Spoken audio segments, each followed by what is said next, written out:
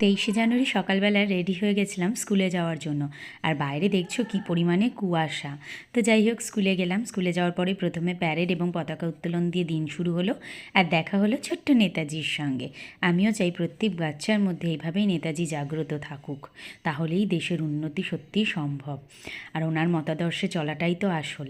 তারপরে আস্তে আস্তে ড্রিল, কবিতা, গান, নাচ এর মাধ্যমে প্রোগ্রাম এগোতে থাকলো।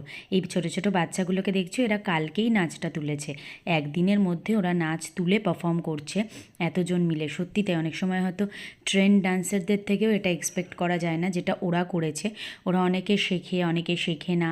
তারপরেও ওরা কিন্তু বেশ মন দিয়ে করেছে, একদিনে ড্রেস জোগাড় করেছে।